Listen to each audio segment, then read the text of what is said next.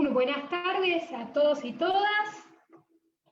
Muchas gracias por sumarse a este espacio de entrevista virtual.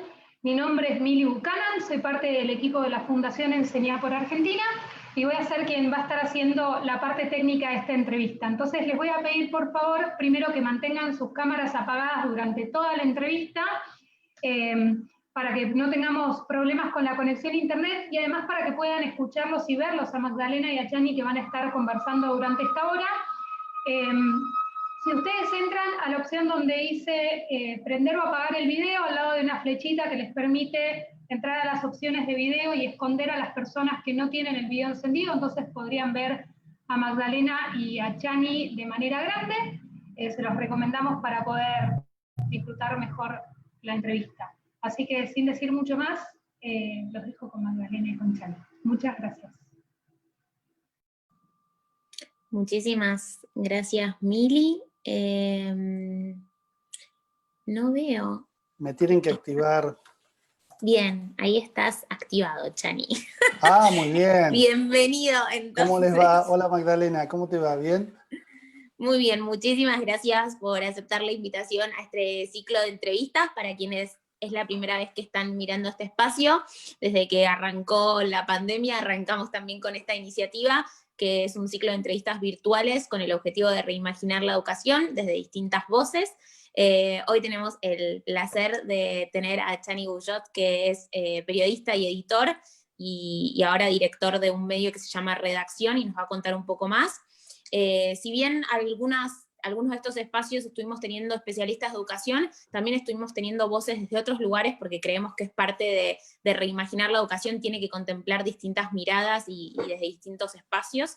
Así que un poco la propuesta del de hoy es empezar a pensar cuál es el rol de los medios en la educación, de qué se habla, cómo se habla y cómo eso influye también en lo que pasa después adentro del sistema, quizás. Te cuento un poco, no paro de hablar, pero después vas a ver que no hablo tanto y vas a hablar vos, Está muy bien. la estructura de la entrevista. Dale. Voy a hacer unas preguntas más disparadoras, después hay una sección que se llama Cortito y al pie, en donde te voy a invitar a completar frases incompletas, y al final voy a recoger algunas de las preguntas que las personas que nos están escuchando te dejan, así que en verdad técnicamente se las dejan a Mili y Mili me las pasa a mí, así que invito a quienes están escuchando que a medida que se les vaya ocurriendo una pregunta, la hagan, porque no hay un mejor o un peor momento, así que bienvenidas todas las inquietudes que tengan. Bueno, entonces sí, voy a parar de hablar, te voy a dar de vuelta la bienvenida, y porque estamos en modo periodismo, antes de meternos un poco más en eso, para romper el hielo, Chani, te quiero preguntar, ¿cuál es la noticia que más te llamó la atención desde que arrancamos la pandemia? Bueno, primero gracias por esta invitación, está buenísimo, me encanta estar acá, admiro el laburo de Enseñar por Argentina, así que les cuento a todos, cuando recibí la invitación de Magdalena, lo primero que le dije es, mirá, no es mi especialidad la educación, me agarraba, yo decía el síndrome del impostor.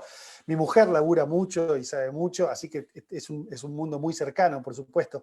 Pero no, ahí me aclaraste que la idea también es enfocarlo desde el mundo de los medios, y ahí sí, por supuesto, súper interesante para conversar. Sobre tu pregunta concreta, bueno, yo creo que la noticia más importante desde que empezó la pandemia es lo cerca que estamos de una vacuna. Creo que vivimos tan rápido que no tenemos dimensión de lo que significa entre los primeros 6 meses, después de haber sido identificado el virus con precisión, el hecho de que estemos con 10 proyectos avanzados ya en fase 3 o fase 4 de la vacuna, será la respuesta a esta pandemia, y en ese sentido me parece que es la noticia del año, después de la noticia de la pandemia, naturalmente, ¿no? Y de las cuarentenas y todo lo que trae aparejado en este momento tan complejo. Pero creo que cuando tengamos un poquito más de perspectiva histórica, vamos a poder dimensionar lo que significa que la ciencia, en el plazo posiblemente de menos de un año, haya encontrado la vacuna para este virus. Espectacular, bueno, te escucho y pienso que sos de las personas que miran el lado más positivo, ¿no? Como elegiste ahí rescatar una historia con Intento. esperanza. Ujú. Me gusta. Quiero que nos cuentes ahora, si te parece, un poco más de redacción, de cómo nace, por qué hacer un medio nuevo cuando ya existen muchos medios, como cuál es la mirada que ustedes proponen y por qué tiene sentido haberlo hecho y a proponer algo distinto. Buenísimo. Mira, Redacción nace con un diagnóstico respecto a lo que está pasando con el ecosistema de medios y nosotros leemos, y hay mucha investigación al respecto también, que para una buena parte de la audiencia, consumir información, informarse, buscar contenidos en el entorno digital, se convierte en una tarea, yo digo una carrera de obstáculos muchas veces, porque hay cierta intoxicación en ese ambiente, ¿no? Nosotros nacimos con uno de los claims somos un antídoto contra la intoxicación informativa, que tiene muchas dimensiones, desde las noticias o la desinformación, el fenómeno de la desinformación o la infodemia específicamente en este momento, esta proliferación de títulos que solo buscan el clic, que te prometen algo que muchas veces no dan, pero que fundamentalmente buscan el clic. Pero nosotros nos concentramos en dos aspectos de este diagnóstico, ¿no? Por un lado, el exceso de negatividad es un sesgo que está muy presente en los medios, y por el otro, el paradigma de lo que uno puede llamar broadcast o este modelo unilateral o monologal, ¿no? Esta idea de que los medios somos una fábrica de contenidos, que los producimos y los distribuimos, y allá afuera la audiencia los consume. Nosotros creemos que nos gusta decir que buscamos hackear estos dos sesgos y estos dos fenómenos, ¿no? Por un lado, también hay mucho diagnóstico de lo que nos pasa a las personas y a las sociedades cuando nos enfrentamos a este exceso de negatividad. Te achica el horizonte, realmente afecta en muchísimas dimensiones a las personas y a las organizaciones y a las sociedades, ¿no? El exceso de negatividad. Con lo cual nosotros buscamos hackear, digo, este sesgo, no con noticias positivas o noticias felices y demás, sino con una técnica muy particular que se llama periodismo de soluciones, que busca mirar los problemas, no podemos ignorarlos, pero tratamos de mirarlos, yo digo, con rayos X, y detectar detrás de los problemas a todas las personas y organizaciones que están haciendo algo por resolverlo.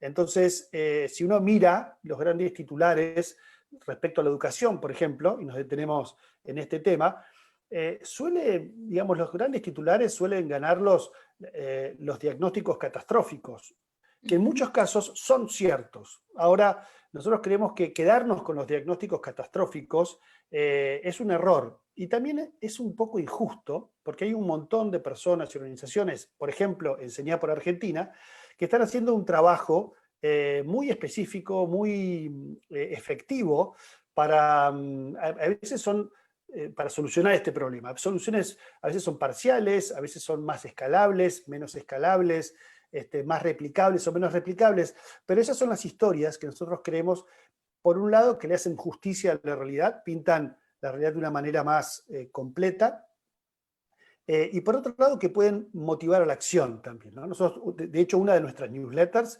es Reaprender, la editora es Estela Bin, que creo que la vi en la lista de por ahí, así que creo que está con nosotros.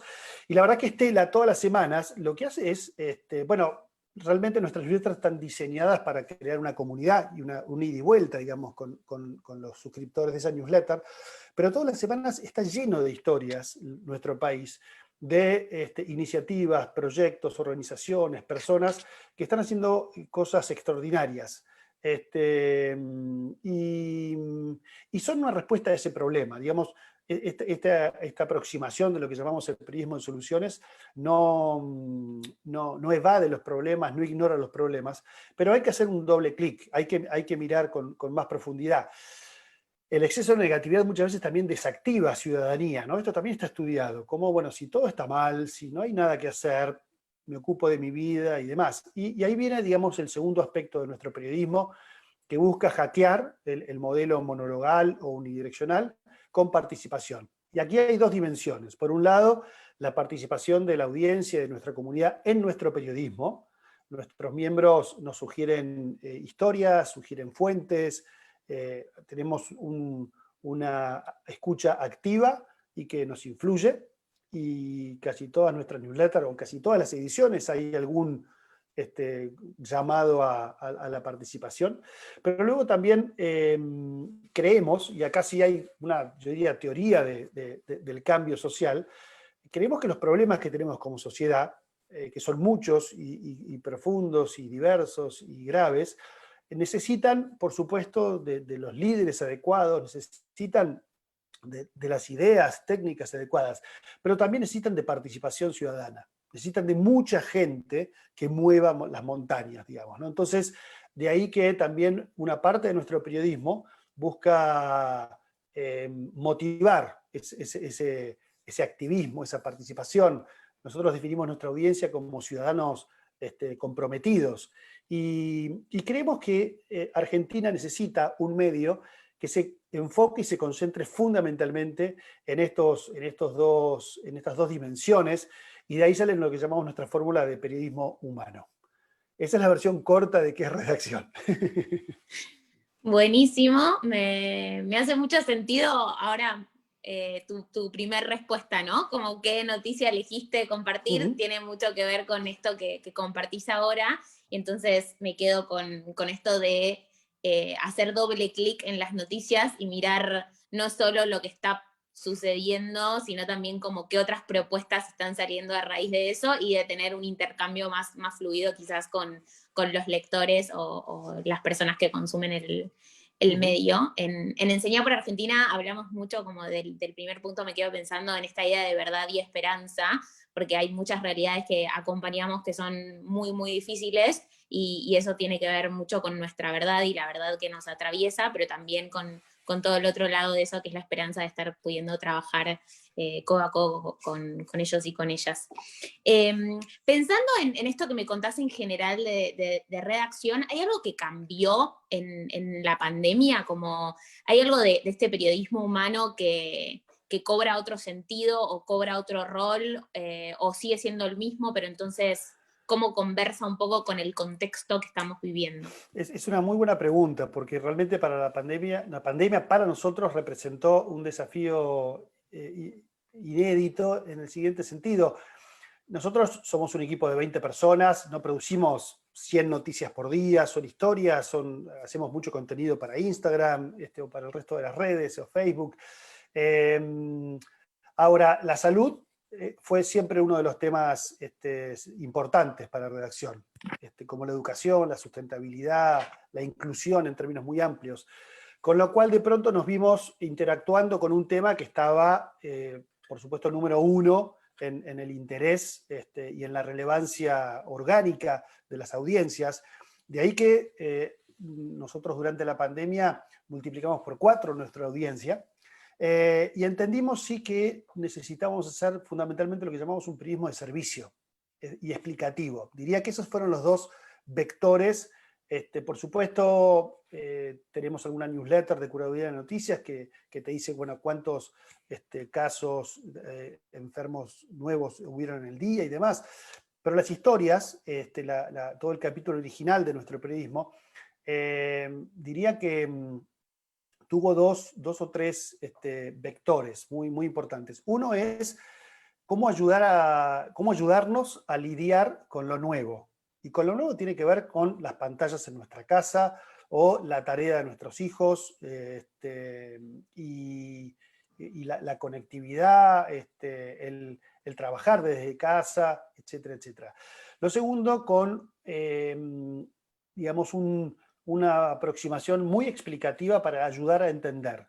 Entonces, la nota más leída en los últimos 2 meses es una nota que sabemos del COVID-19 y cómo contagia y cómo es el hisopado, y una explicación muy precisa y sintética, pero muy clara de cómo se hace el hisopado, cómo funciona. Bueno, ese tipo de periodismo explicativo realmente también es muy útil y muy necesario en este contexto. Y luego, claro, es un momento cruzado por historias, lleno de historias, de héroes anónimos, y ahí sí diría que tenemos como dos dos avenidas de laburo muy fuertes y muchas notas en cada una de ellas. Por un lado, historias de personas que están transformando su vida en función de la pandemia, ¿no?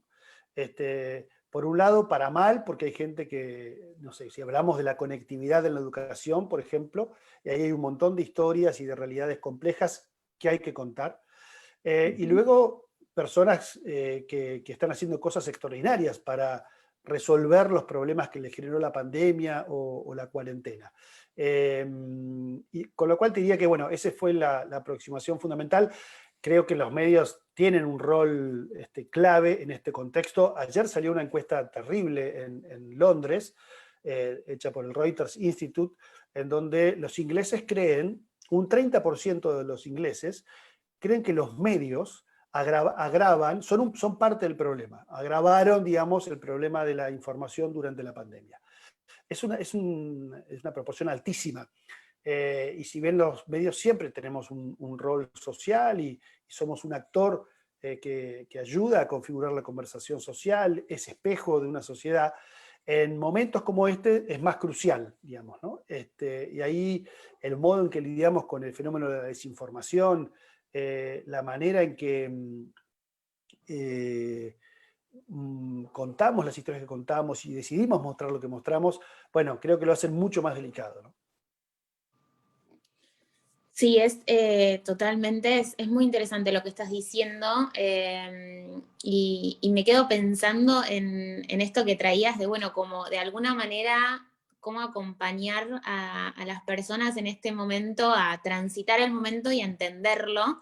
Y claro, como si bien todos estamos viviendo una cuarentena diferente, y eso, bueno, es visible según también contextos socioeconómicos, también de alguna manera el fenómeno nunca fue tan transversal, ¿no? Como que al mismo tiempo a todos nos está pasando esto, y entonces seguro hay algo como de aprender y compartir que me parece interesante, y como, bueno, se pudieron ir adaptando desde redacción. Ahora, pensando un poco más en la escuela, quizás, yo leí por ahí que vos estuviste en un periódico escolar, y cuando lo leí dije, ay, capaz tu haber pasado por el periódico escolar hizo que un poco elijas lo que elegiste hacer después. Absolutamente. Yo descubrí mi vocación en el colegio, cuando estaba en cuarto año, empezando a escribir para el periódico escolar, que en ese momento salía cada 2 meses, se llamaba El Precursor, cuando ya estaba en quinto año siendo su director. Era un periódico de 12 páginas, muy divertido, pero ahí aprendí, ahí empecé a aprender, digamos. Todavía sigo aprendiendo, pero realmente ese fue un vehículo para... Yo no sabía, nunca me había planteado. Y ahí descubrí que lo que quería hacer era hacer periodismo. Súper interesante esa experiencia, y todavía hay algunos ejemplares. Yo terminé el colegio en 1986, el siglo pasado, con lo cual era un periódico de papel, por supuesto, pero mira, vienen, ahora menos, por supuesto, ¿no? Pero durante los últimos años, casi una vez por semana recibía a un estudiante de periodismo, ¿no? De un conocido, de alguien que quería charlar y demás. Y mi consejo es siempre el mismo, que parte sale de mi experiencia. Hay que hacer.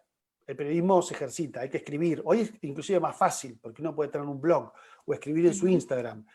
Y esta es una carrera en la que tiene, por supuesto, es una profesión y se estudia en la universidad y uno se forma, pero también es un oficio que se practica. Y es súper interesante. Yo creo que en California en particular, hay una escuela construida en torno a la práctica periodística como una herramienta de investigación que después los alumnos aplican a cualquier disciplina, por supuesto, pero me parece que cada vez más vamos a necesitar también que el colegio sea un ámbito en el que se hable de comunicación, se hable de periodismo. La alfabetividad mediática es cada vez más importante porque es, yo creo, la verdadera vacuna contra la infodemia, digamos, ¿no? Nosotros podemos tener chequeadores y podemos apoyarnos en la responsabilidad de los medios, pero no hay nada para desactivar la desinformación como una audiencia alfabetizada, digamos, mediáticamente, que sepa detectar errores, sesgos y mentiras. Escuchándote detecto capaz dos partes de la escuela y los medios, y una tiene que ver más quizás con la orientación vocacional o explorar experiencias para ir entendiendo qué quiero hacer como proyecto de vida o como una vida con proyectos, pero por otro lado esto de al final, bueno, todos vamos a consumir medios en algún momento, y qué tipo de consumo queremos hacer como ciudadanos, y que eso también puede ser algo que esté presente en la escuela. Y esto, bueno, de detectar noticias, también poder elegir como qué medio consumo y no que la vida elija por mí como que estoy consumiendo. ¿Cómo te imaginas eso en la escuela o como si conoces alguna experiencia interesante? Sí, te cuento una experiencia que estamos lanzando, en realidad ya la lanzamos en formato beta, perdón que voy a cerrar acá porque me está dando el sol en la cara, ¿no? Que está buenísimo, pero bueno, vamos a ver, no sé qué hacer, dejémoslo ahí. Nosotros queremos también en redacción, bueno, que el problema de la desinformación, hay medios especialistas que se dedican a chequear y demás, pero no nos es ajeno a ningún medio en particular. Con lo cual, les cuento un proyecto que iniciamos el año pasado y fuimos recorriendo de a poquito y estamos ahora dentro de un mes lanzando, diría de manera más oficial. El proyecto se llama Verdadero o Falso. Y la verdad es que el foco lo estamos haciendo con Socio Público, es una organización en la Argentina especializada, digamos, en contenidos complejos y con el apoyo de Google Argentina. Y lo que nos preguntamos es cómo ayudar, digamos, a la alfabetidad mediática, cómo darles herramientas, por ejemplo, a los chicos a detectar indicios de que una información puede ser falsa o equivocada y demás. Entonces desarrollamos un juego. Pueden ir a verdaderofalso.com, desde ayer existe ahí, justito. Y el juego en realidad te presenta, funciona también en desktop y en teléfono, pero está diseñado sobre todo para teléfono. El juego te presenta una noticia y vos tenés que decir si la compartís o no. Y después de esa decisión te dice si la información era desinformación o era información cierta. Pero lo más importante, te explica por qué y te dice y te va señalando, ¿no? Y la verdad es que esto lo hicimos un trabajo con First Draft, que es la organización global más importante contra la desinformación, y ahí elegimos 5 indicios fundamentales, ¿no? Que te pueden dar señales de que estás frente a una desinformación. Por ejemplo, el grado de emocionalidad del título o la incongruencia entre la imagen y el contenido, la inexistencia de fuentes o hasta la URL, todos esos pueden ser indicios. Bueno, con lo cual uno jugando va aprendiendo, incorporando, que esos son los criterios que uno tiene que mirar para anticipar y saber si eso es información o es desinformación. Es un juego, es divertido, y lo que acabamos de terminar es una guía para docentes, que lo hizo un grupo de especialistas, para que esto se pueda tomar en el aula y tener dentro de la currícula, creo que está dentro de construcción a la ciudadanía, ahí está específicamente el tema de desinformación, pero bueno, desarrolla, digamos, un encuentro en donde un docente puede trabajar con sus alumnos este tema y experimentarlo utilizando el juego verdadero o falso, que está en verdaderofalso.com. Estamos terminando de desarrollar una versión con UNICEF muy específica en sus contenidos para chicos adolescentes, y hacia fines de septiembre vamos a hacer la presentación. Pero de nuevo, y haciendo una aproximación un poquito más amplia, me parece que la comunicación es una dimensión que está presente en la vida de todas las personas, de mayor o menor medida. Todos estamos expuestos a los medios. Es nuestra manera de conocer y entender el mundo. De ahí que para mí es un tema que va a estar cada vez más presente, sobre todo en los secundarios, en los últimos años del secundario, ¿no? Y muchas veces también cuando los chicos producen y hacen periodismo, también aprenden esos mecanismos y esas formas, ¿no? Y más allá de la vocación específica del periodista, yo creo que en la enorme mayoría de las profesiones hay una dimensión comunicativa que es muy útil y necesaria.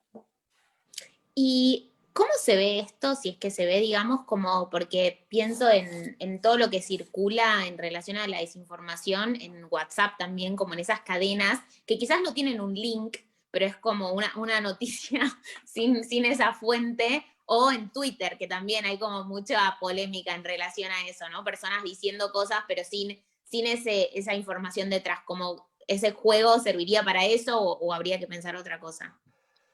En realidad el juego sirve fundamentalmente para cuando uno se enfrenta a contenidos en online que tienen alguna imagen, en las redes te diría, ¿no? Es un formato, o en los medios o en las redes.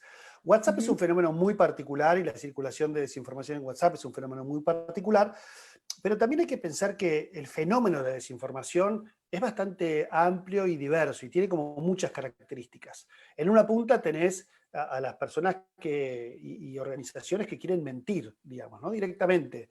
Y con alevosía y mala fe, digamos, ¿no? Y está demostrado en las últimas elecciones en los Estados Unidos la manera en que, digamos, intentó viciar esa elección con algunas mentiras plantadas, digamos, ¿no? Por ejemplo, el apoyo del Papa Francisco a Donald Trump.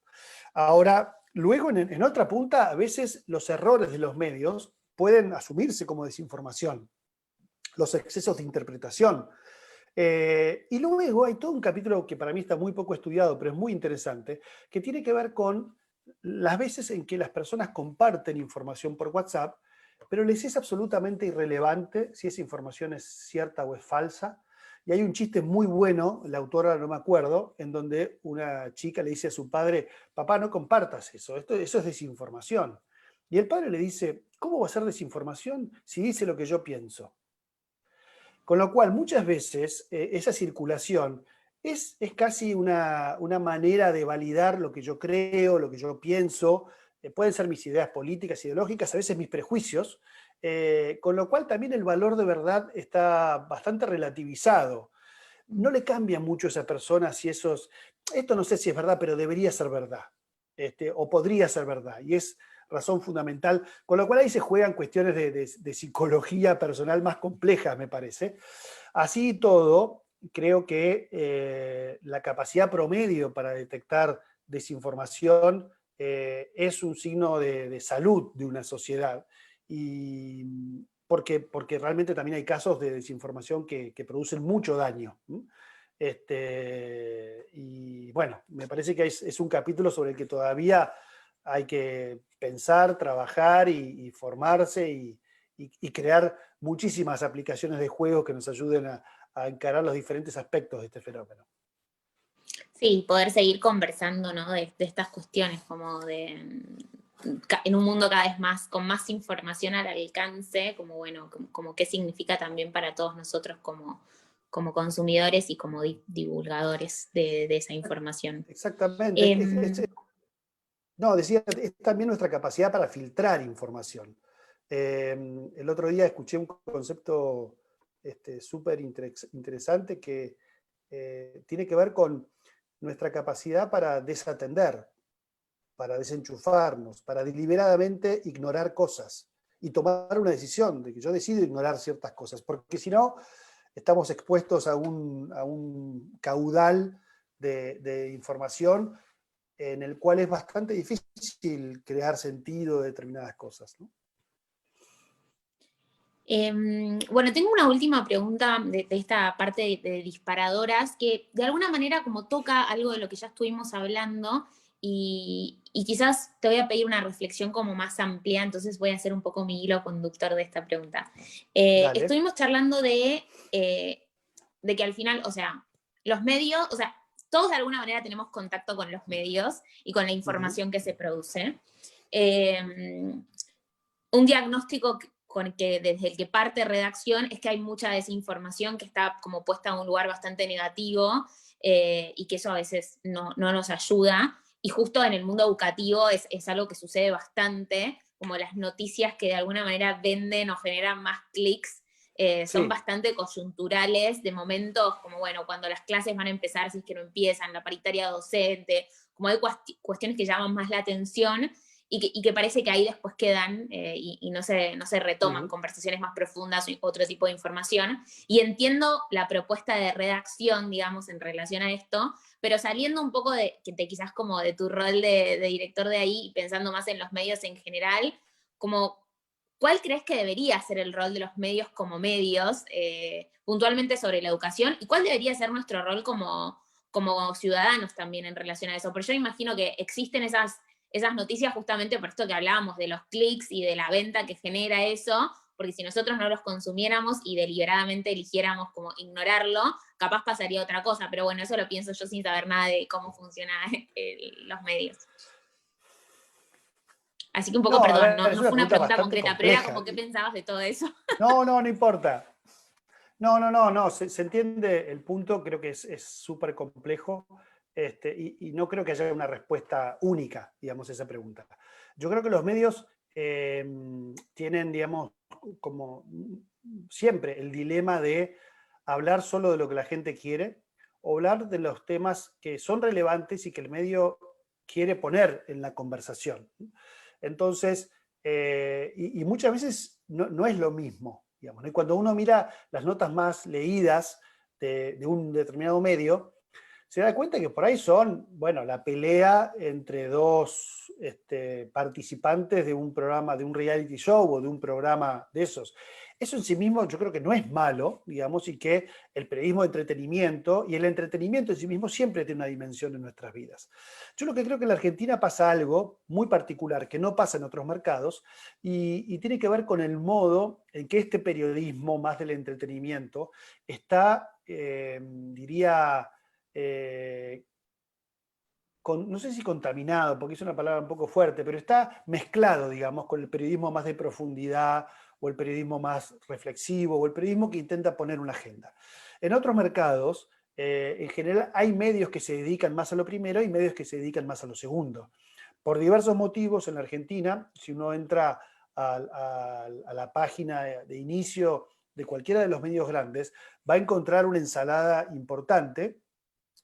Yo creo que eso dificulta la experiencia para quienes están interesados en lo reflexivo o aquellos cambios que hacen más al mediano plazo, ¿no? En general, el periodismo digital está anclado en dos fuerzas, que son la velocidad y el volumen. Publicar rápido y publicar mucho. Por eso un sitio grande puede publicar entre 300 o 400 títulos por día. Y además, en cuanto pasa algo, de esos 400 títulos, muchos no tienen mucha novedad, hay mucha repetición y demás. Eso es lo que en parte produce este ecosistema complejo para entender lo que pasa, para discernir. Y entonces eso para mí reclama mayores habilidades de parte de la audiencia. Yo creo que en casi todos los medios de Argentina hay buen periodismo. Hay buen periodismo vinculado a la educación también. El tema es que muchas veces está muy escondido, o hay que hacer 3 o 4 clics, o hay que llegar. De ahí que una de las respuestas tiene que ver con esta idea de armar comunidades, y funciona en torno a temas, ¿no? Y funciona en otros mercados. De ahí, digamos, nuestra apuesta por las newsletters. Las newsletters no son un agregado de títulos, en nuestro caso es una conversación entre el autor de la newsletter y esa comunidad que se suscribe. Es un compromiso semanal por actualizar qué ha pasado la última semana en este tema. Hay una parte que tiene que ver con la curaduría de justamente ver qué notas o qué contenidos se han publicado y son interesantes, y después hay una cuota, por supuesto, de producción original. Pero me parece que es un tema fundamental porque una sociedad mejora su capacidad para resolver problemas de acuerdo a cuánto mejora su conversación. Y esa conversación muchas veces tiene que ver con la capacidad por correrse de lo inmediato, correrse de la urgencia, tratar de superar los títulos catastróficos, y estructurar una conversación que pueda traducirse en decisiones de política pública, en donde el mundo privado también se puede inspirar de unos a otros. Bueno, esa es un poco la búsqueda y la apuesta que hacemos de redacción. Excelente, me queda resonando mucho esta palabra que traes de conversación, porque quizás no es la palabra que primero habría relacionado con medios, y está bueno para también pensar qué tipo de medios queremos. Bueno, con esto entonces voy a cerrar la etapa de las preguntas disparadoras, voy a pasar a la sección de cortito y al pie. Muy bien. Pero antes recuerdo a quienes nos están escuchando que si quieren dejar preguntas, déjenlas, que después de esta sección pasamos a eso. Son 4 frases incompletas, Chani, y la primera dice lo siguiente. Mi mayor aprendizaje de este contexto es... Hay un montón de aprendizajes. Mi mayor aprendizaje de este contexto es que la capacidad de adaptación sigue siendo lo más necesario para navegarlo. ¿Tengo que expandirme o tengo que terminar la frase y nada más? Como vos quieras, podés elegir. No, tenés que terminar la frase seguro, pero también podés expandirte. Sí. Yo creo que este contexto nos demanda mucha capacidad de aprendizaje y eso supone una capacidad de leer lo que está pasando, digamos, ¿no? Entonces yo lo he vivido en términos personales, en términos familiares, en términos de la organización y en términos de nuestro periodismo. Hay que tratar de leer, hay que escuchar, hay que entender y a partir de ahí hay que estar dispuesto a hacer cambios, ¿no? Y eso es difícil, pero como nunca necesario. La segunda dice, en este tiempo de cuarentena agradezco. Wow, en este tiempo de cuarentena agradezco primero a mi familia y después al equipo brillante de redacción. Yo tengo la suerte, vivimos tenemos 4 hijos, yo digo tenemos una tribu, no tenemos una familia, y la verdad es que con todo lo duro de esta experiencia y todo lo trágico del contexto y de las muertes y demás, si hay algo que me tiene muy maravillado es, bueno, estamos en una experiencia social también nosotros 6, hace 150 días viviendo en casa. Y lo primero que agradezco es ese fenómeno muy particular. Y luego, a pesar de hace 150 días no vernos las caras, con el equipo hemos atravesado valles y montañas y semanas de celebración y semanas muy duras, y la verdad es que el otro día se los decía, yo los extraño, y nos vemos casi todos los días en los Zooms, pero también es un proyecto muy particular, por supuesto, pero atravesar estas transiciones juntos también nos ha, me parece, ha alimentado, por supuesto, la mística que este proyecto busca y tiene desde el principio, pero también nos ha hecho más fuertes, así que eso también lo agradezco. La tercera dice, si tuviera que elegir una palabra que me deja el COVID-19 es... Qué difícil. Yo creo que la palabra es empatía. No es una palabra nueva del COVID-19, pero es una palabra que yo me hago cotidianamente, porque por un lado, para aquellos que tenemos más suerte y tenemos los recursos materiales y familiares para atravesar esto con mayor, con la alforja, digamos, más completa, creo que no podemos olvidarnos de lo que está pasando, digamos, en la puerta de nuestra casa, ¿no? Y ahí hay una dimensión personal y después también hay una dimensión profesional. Yo creo que nosotros nos gusta hablar de empatía y de qué significa tener una mirada empática para nosotros periodistas y cómo podemos contagiar esa empatía con nuestra comunidad, nuestros lectores. Y eso muchas veces tiene que ver con el modo que encontramos algunas historias, las historias que elegimos contar y demás. Pero me parece que entre los muchos saldos de este proceso de la pandemia y la cuarentena y demás, si para muchas personas debería dejarnos una mayor capacidad de empatía. Y la última dice, lo que tiene que estar presente cuando reimaginamos la educación es...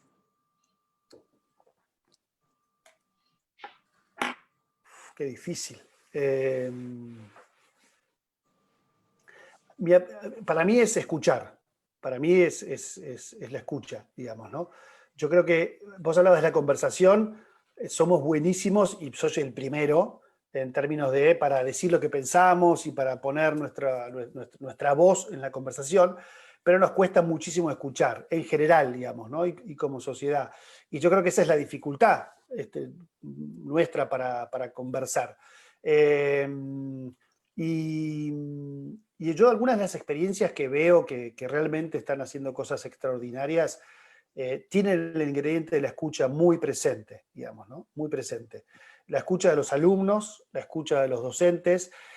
Yo creo que la educación es una de las áreas que necesita una tremenda transformación, pero desconfío en general de las recetas mágicas de lo que funciona en Finlandia, que debe funcionar para los finlandeses, los fineses, y está buenísimo, pero yo creo que hay que encontrar la manera de que la reconstrucción, la recreación de la educación argentina salga no contra, porque muchas veces parecería que habría que imponer una reforma contra el sistema educativo, y yo creo que el gran desafío es cómo, es un desafío importantísimo, porque en general los sistemas son endogámicos y resisten los cambios.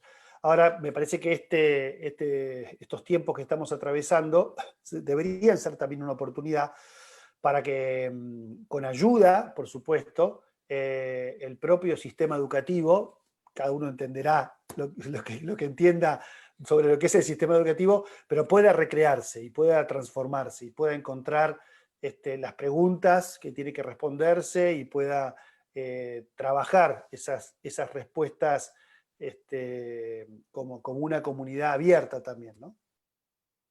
Bueno, quizás recapitulando un poco lo que fuiste respondiendo en cada una, tienen bastante relación, ¿no? Porque con esta idea de conversación que hablábamos antes, vos trajiste la idea de flexibilidad o de adaptación, la idea de compartir, la idea de empatía y la idea de escuchar.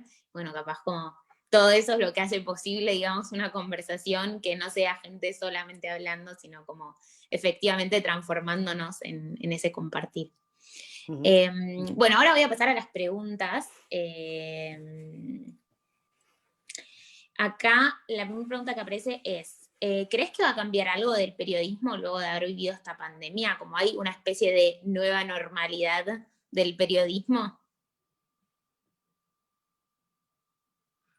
Ay, sí, te muteamos. A ver, no sé cómo. No, Ahí. me muteé yo para estornudar y después no podía. Ah, Ahí está. bien. Bueno, repetí la pregunta, por favor. Sí. ¿Crees que va a cambiar algo del periodismo luego de haber vivido esta pandemia? ¿Hay algo así como una nueva normalidad del periodismo? La respuesta es claramente sí, pero no solo por la pandemia. El periodismo está cambiando desde unos años y necesita cambiar mucho más. Sí creo que la pandemia aceleró algunas tendencias del periodismo. Por ejemplo, la erosión de su modelo de negocios. Con lo cual eso lleva a cambios, digamos, ¿no? Hay algunos teóricos dicen que el cambio, la proporción de un cambio es equivalente a la proporción de la crisis que lo provoca, que todo cambio es fruto de la crisis, que si no hay crisis no hay cambio. Yo no estoy tan seguro, pero diría que la crisis en el periodismo es muy grande. Es una crisis del modelo de negocios, es una crisis de la confianza de las audiencias. Entonces, la catástrofe sería que eso no produzca cambios, ¿no? Digamos, ¿no? Y me parece que vamos a ver absolutamente en el futuro cada vez más. Hay algunas consecuencias positivas también, y es el hecho de que para una buena parte de la audiencia volvió a los medios, y los medios serios que presentan información confiable han revalidado sus credenciales y han mejorado su credibilidad, y otros que no. Pero me parece que vamos a seguir viendo cambios en ese sentido. Nosotros creemos que estamos representando algunos de esos cambios y que los estamos ejecutando y protagonizando, y que muchos medios van a ir incorporando estas miradas, ¿no? Respecto al exceso de negatividad, por ejemplo, o a a la falta de participación o escucha de las audiencias. Bien, acá hay un comentario y yo le voy a agregar una pregunta a ese comentario y dice, bueno, excelente Chani, lo de la escucha es una idea que se repite mucho pero que requiere por parte de los docentes una nueva formación. Y sé que no sos formador de docentes, pero sí pensándolo desde tu formador como de opinión, como qué es lo que necesitamos tener para desarrollar la escucha para vos, digamos, o cómo trabajás vos la escucha, digamos, desde el lado de los medios. Es la pregunta del millón, me parece, ¿no? Yo primero creo que primero hay que verla, te tiene que caer una ficha, digamos, ¿no? Y yo creo que muchas veces, y me ha pasado, cuando uno viene muy rápido, esa ficha no cae, digamos, ¿no? Uno tiene que sentir la necesidad de escuchar, si no es muy difícil que te la impongan desde afuera.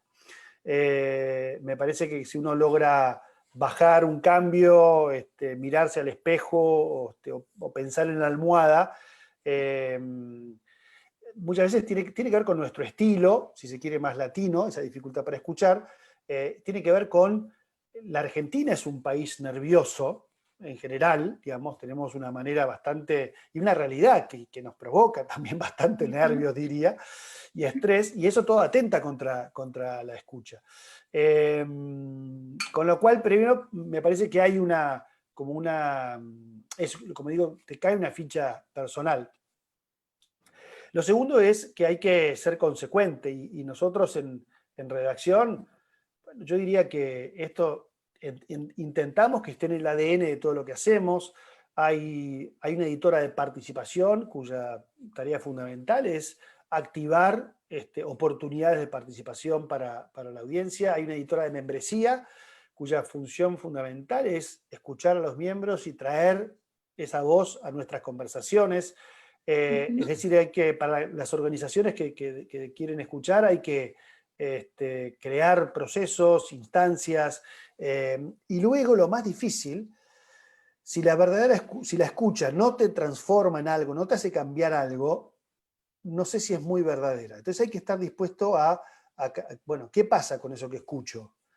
Si no pasa nada en mí o en mi organización, posiblemente no es una escucha verdadera. Si estoy dispuesto a cambiar algo, a tomar otro tipo de decisiones, a pensar nuevos escenarios y demás, entonces sí puede ser una escucha activa y parte de una conversación más grande, digamos, ¿no?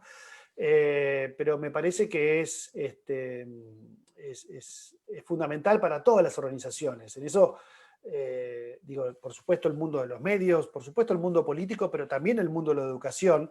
Estamos atravesando un proceso muy, muy profundo de varias fuerzas, entre las que están, no sé, lo que Moisés Naim llama como el fin del poder, el hecho de que las instituciones han perdido credibilidad por sí mismas, ya no alcanza con ser una institución para que los demás te crean, hay que revalidar esa credibilidad, y luego tenemos que entender de qué manera nosotros como instituciones damos cuenta de lo que yo creo que es el principal fenómeno del siglo XXI, que es el fenómeno de la participación. El hecho de que todos pueden tener voz, o casi todos pueden tener voz, tienen algo para decir. Y eso al mundo de la educación y al mundo del periodismo debería significarnos algo. Después de haber recorrido el siglo anterior bastante lineal, de manera bastante lineal, digamos, ¿no? Pero creo que de vuelta las respuestas a estos desafíos van a estar en una conversación participativa, más que en la cabeza de un genio. No creo que no están, yo no creo en esa idea de que hay alguien que un día descubrió la pólvora para resolver un problema. Son problemas complejos cuya solución se encuentran en una comunidad que va construyendo algo nuevo en una conversación abierta, ¿no? A través de una conversación abierta. Bien, voy a hacer dos preguntas más. Una me parece que tiene un poco que ver con lo que estabas diciendo recién, un poco con esta idea de, no sé si todos tienen voz, pero digo, hay más personas con voz influyente que no necesariamente responden como a una institución o a un cargo institucional o a un medio, digamos, como hay más voces presentes, y entonces como una pregunta era, ¿qué pensás de estos nuevos formadores de opinión de alguna manera, que quizás pueden ser como los influencers de algunas cuestiones, o algunos referentes que quizás como se hacen más conocidos en un ámbito en particular? ¿Cómo eso dialoga con los medios? Yo creo que son un actor nuevo que los medios no pueden ignorar, porque están en la realidad. Y por supuesto hay mil tipos de influencers, y tenés el influencer celebrity, que tiene, o gamer, que tiene su mundo y demás, pero después hoy, como nunca, un artista puede ser un influencer y puede, y también si uno mira la sociedad en términos educativos, nosotros hacemos muchos trabajos con Naciones Unidas, y algunos en particular con iniciativa Spotlight, que es la iniciativa de Naciones Unidas y Unión Europea para erradicar la violencia contra las mujeres y los niños. Claro, el día que Lali Espósito le pone la voz a esa iniciativa llega a miles de chicos y chicas y tiene un impacto tremendo. Entonces, yo creo que lo primero que no podemos hacer es ignorarlo. Segundo, también saber distinguir entre los más celebrities entretenimiento y aquellos que con absoluta capacidad y conocimiento son una voz muy importante. Todo este fenómeno del que veníamos hablando antes hace que los medios pierdan poder. Y yo creo que las escuelas pierden poder y los directores de escuela pierden poder. Todo eso es muy difícil, pero hay que procesarlo, hay que asumirlo y hay que moverse. Entonces, me parece que es un fenómeno súper interesante, y en este caso en particular, me parece que, de nuevo, si el 80% de la educación, si en el siglo XX la educación fundamentalmente de un chico de 15 años dependía de su escuela y de su familia, bueno, hoy hay, el otro día, o el otro día no, hace ya algunas semanas, paso por la televisión de casa donde está la Play, y en Fortnite había un debate sobre el racismo por el Live Black Matters, ¿no? En Estados Unidos, después de la muerte de George Floyd. Y mi hijo de 15, que juega a la Play, al Fortnite fundamentalmente, se detuvo unos segundos, unos minutos en un debate sobre el racismo.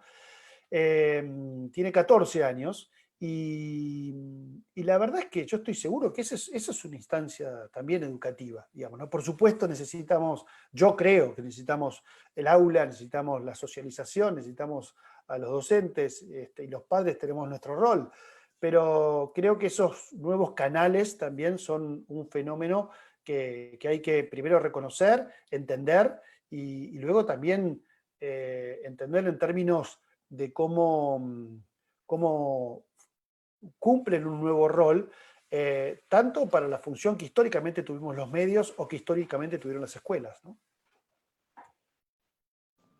Sí, eso es súper interesante, y seguro también da para como hablar un montón más, como otros de los temas que estuvimos hablando, pero solo para respetar tiempos voy a ir a la última pregunta. Muy Y bien. con esta vamos a cerrar, que pregunta si hay algún medio de afuera que crees que está haciendo un buen trabajo, que en este contexto, digamos, y que admirás como periodista y decís como, bueno, capaz está bueno compartirlo porque a otros les puede generar inspiración también. Hay muchos medios que yo miro y sigo y que son inspiración. Como medio grande, yo creo que The Guardian en Londres es un medio que a mí me parece, en la categoría, digamos, de medios grandes, súper interesante. Es un medio con un fuerte sentido de propósito, es un medio non-profit, es un medio que es una empresa B también, y que tiene muy clara cuál es su misión, digamos, ¿no? Y la misión de su periodismo. Es un medio también basado en membresías, como nosotros, pero bueno, es un medio que debe tener 200 años, ¿no? Que fue evolucionando de esta manera. Y después hay otros medios nuevos que yo creo que hacen muy bien. Yo creo que los medios nuevos, la particularidad es que entendieron que no se puede ser todo para todos, un medio generalista, ¿no? Cada vez es más difícil eso, y menos válido también para la audiencia. Y de hecho los grandes medios empiezan a armar como sus subcomunidades, ¿no? Pero, por ejemplo, yo admiro mucho un medio que se llama Vox.com, que hace un periodismo explicativo excepcional, de los mejores. Otro medio que se llama Axios, que es un medio vinculado a la economía, pero que por supuesto, sobre todo ha desarrollado de una manera extraordinaria la brevedad. Ellos lo llaman Smart Brevity, una brevedad inteligente, son historias breves, pero realmente muy destiladas. Y luego creo que hay fenómenos muy, muy raros y muy interesantes. Hay personas en Twitter que hacen hilos y que son tan buenos que son casi un medio en sí mismo. O Adrián Casari, las cosas que hace, Hernán Casiari, que es un medio en sí mismo, es un equipo también, pero me parece que cada vez más vamos a ver estos fenómenos que uno no podría incluir en la lista de medios tradicionales o clásicos, pero que son, para mí, están hoy adelantando lo que va a pasar en el ecosistema de medios de acá en adelante. Salvando todas las diferencias que existen, porque hay muchas, esta idea de comunidad, para mí en educación también tiene mucho sentido, ¿no? Como salir de pensar propuestas educativas que son para todos y entender como qué es lo que la comunidad educativa en sí misma necesita para ellos, entonces como las voces de las familias, los padres, qué sé yo, como que hay un paralelo ahí, me parece, con esta idea de comunidad que es interesante. Bueno, así que con eso, Chani, vamos a terminar esta conversación. Te agradezco un montón por tu tiempo, tus reflexiones. Me pareció súper interesante y cómo hay cosas que se conversan y seguro hay un montón más para seguir pensando. Bueno, Magdalena, muchísimas gracias. Felicitaciones por Enseñar por Argentina. Creo que es una organización interesantísima. Hace poco estuve con gente de Colombia y México, te enseñaba. Y bueno, yo creo que esa es una de las historias que vale la pena contar porque son replicables, son escalables y me parece que traducen también el deseo de compromiso de un montón de gente que se acerca, por ejemplo, a la educación con este servicio específico, digamos, ¿no? Y súper valioso. Y muchas gracias a todos los que también se asomaron a esta conversación.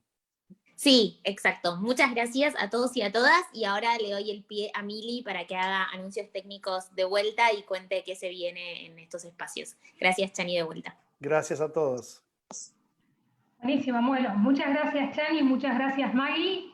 Voy a compartir mi pantalla para que nos queden proyectadas las redes de Enseñar por Argentina para que puedan seguirse enterando de otras entrevistas como la de recién y también puedan sumarse, por ejemplo, a nuestros espacios virtuales de formación que estamos teniendo todos los jueves a las 2 de la tarde o a las cápsulas de aprendizaje puro si son docentes, por ejemplo, y están repensando su práctica y están buscando nuevos recursos. Hay un banco enorme de recursos que estamos desarrollando que son compartibles vía WhatsApp, teniendo en cuenta que la mayor parte de los estudiantes de la Argentina no tienen el mejor acceso al Internet, entonces, siguiéndonos en nuestras redes se van a poder enterar de las diferentes propuestas que estamos haciendo y también cómo sumarse a todos estos espacios abiertos al público, así que los vamos a estar esperando. Muchísimas gracias y nos vemos la próxima.